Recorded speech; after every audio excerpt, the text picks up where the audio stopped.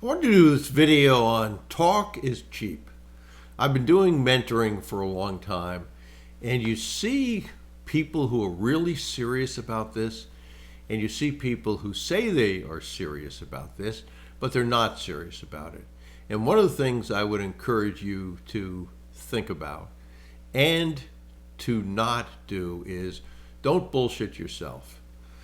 When you say something's important, hopefully you have written down your affirmations, hopefully you've written down your goals. But one of the things that you can use as a doofus test, and doofus tests are super powerful. My mentor, when I first met him, his assistant said, you can talk to him, but the only time he's got available is call him at 1 o'clock in the morning, your time. I didn't care. It was 1 o'clock in the morning. I wanted to talk to him, so it wasn't that big a deal to do it. Many people would have said, well, that's the middle of the night and I'd be tired, so no, I can't do it then. I was thinking about another example in my corporate career, and this isn't to tell you that I'm special in this regard, but it's to tell you what I see from people who are successful. We used to go to the New Jersey shore for vacation, and there was a chance that I would have to go in my corporate career to make a presentation with a group of people to an important customer. So what did I do? I was hoping that it didn't happen and I could stay on the beach or whatever I was doing there. But I brought a suit along, the right shoes, all that good stuff. We wore suit and ties, kind of like this in those days. And so that meeting did happen. So I had to make a plane reservation, get out there, do my thing with the group, and then I flew back to vacation. But that was something that was important to me at that time. It was important. I had a young family, I had a corporate job, and I wanted to keep that corporate job, so I did that.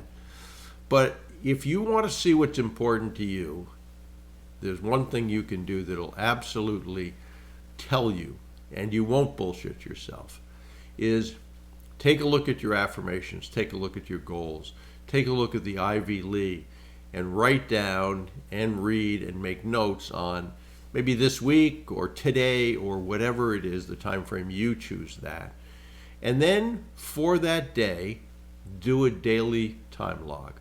From the time you get up in the morning to the time you go to bed at night, write down what you did. And then go back and look and see, here's what I said I was going to do, here's what I actually did. That timeline doesn't lie. We're doing a VIP mastermind 2-day event, and I've had a couple of people who have said that they might have a conflict because whatever the excuse is for that. Now, they've known this for a month. They've known this and should have been able to plan. So that's a case of whatever the other thing is, they have just chosen to make that, if they don't attend, that is the highest priority for them. That was more important than the training that we do twice a year so that they can actually do acquisitions. Well, that tells you a ton about what's important to a person. I've certainly had people that have done that. I've certainly had people that have canceled events to go to meetings because it was the priority that they had. And so when you look at those things that you actually said you were going to do, and then those things that you actually did, you will see either they align, great. If they align, what's important to you, you're working on.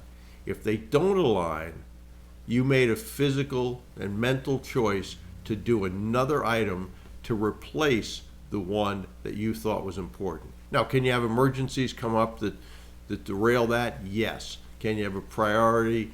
Can you have a meeting that comes up, maybe a meeting with a seller that they can only meet at this time? So yes, okay, that's more important. So you can adjust those things. But if you say, I want to do cold calls, letters, meetings, and you have those scheduled, but then you cancel it because you want to go see a friend or whatever, you've chosen that going to see that friend is more important than that. So as I said, don't bullshit yourself. Talk is cheap. Ultimately, what counts and what people will look at are your results. Did you do what you said you were going to do when, or before is even better, you said you were going to do it? And you will build a reputation for doing that, as opposed to, well, I said I was going to do it, but no, I didn't do it. And most of the time, those reasons why they didn't do it are very, very weak.